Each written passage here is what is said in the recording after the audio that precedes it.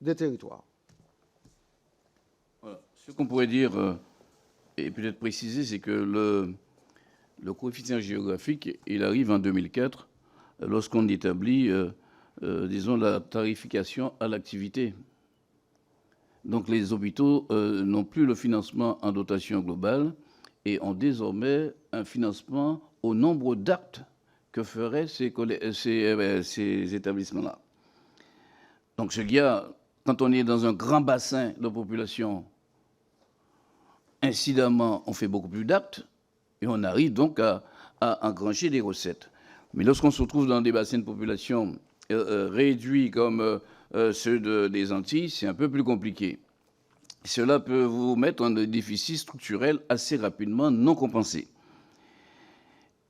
Et le coefficient géographique venait, on le disait, comme étant un correctif avec ses limites et des limites que nous avons pointées. Et en sollicitant cette mission-là, c'était bien, on voulait mettre l'accent sur le financement de nos hôpitaux.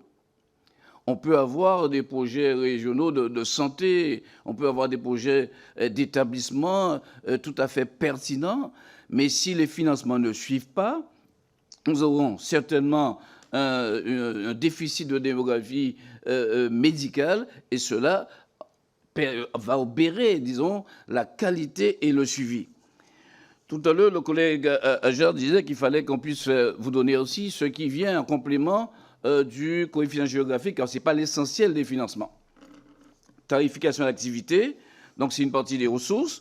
Il y a le coefficient géographique. Il y a aussi maintenant, pour compenser les missions d'intérêt général, qu'il faut toujours négocier aussi avec les autorités. À l'intérieur de ces missions-là, nous avons deux grandes catégories. Des missions d'enseignement, de recherche, de référence et d'innovation, les mairies. Ces mairies-là supposent que vous avez un projet d'établissement, on va dire, très pertinent, et vous vous lancez un peu dans la recherche, dans l'innovation. Donc vous arrivez à faire venir des pointures. Et comme on le disait à l'instant, pour faire venir des pointures, il faut pouvoir donc assurer les financements et entreprendre des recherches. Il y a aussi les MICAG qui viennent compléter, disons, les financements des hôpitaux par une espèce de dotation nationale. Il y a en sus le fonds d'intervention régional, le FIR, qui vient donc, qui est aux mains, bien sûr, des ARS, et pour la mise en œuvre de politiques comme la promotion de la santé et de la prévention, l'organisation du parcours de santé, l'accompagnement des établissements de santé, la permanence des soins. Mais là où ce travail-là que nous avons fait nous permet de porter aussi des propositions, à l'intérieur de tout ce que nous avons vu, il y a lieu de trouver une structure pérenne, contractualisée. Et c'est la raison pour laquelle, avec nos derniers échanges, on solliciterait la mise en place de missions d'intérêt général, mais territorialisées, territoire par territoire, car le bassin de la Réunion n'est pas le même bassin que la Martinique, n'est pas le même bassin que la Guadeloupe. Donc, territoire par territoire, en fonction des difficultés, en fonction des pathologies qui affectent les citoyens, car nous avons des pathologies qui sont chroniques, l'hypertension, nous avons le diabète, qui, disons, oblige ces hôpitaux-là à assurer des missions de service public.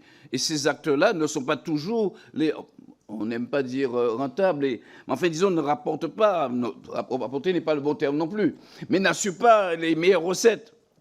Et pire encore, comme nos équipements, parfois, ont quelques difficultés, on n'arrive pas à se les procurer, les actes même qui seraient très rentables sont opérés au niveau national. Le syndrome de l'avion, il y a bon nombre d'entre nous qui prennent l'avion pour les actes sophistiqués. Donc il y a, on l'a vu, une espèce il faut déconstruire tout cela et reconstruire un financement stable et pérenne qui tienne compte de l'obligation de nos structures hospitalières à avoir une politique de santé globale dans l'égalité des chances des territoires, car nous sommes toujours dans la République française. Merci, chers collègues, pour cet exposé de ce rapport-là. Alors, avant de passer aux questions-réponses des collègues, s'il y en a, j'aimerais juste que l'un de vous, s'il le souhaite, rappelle toutes les préconisations qui sont dans le rapport, si c'est possible.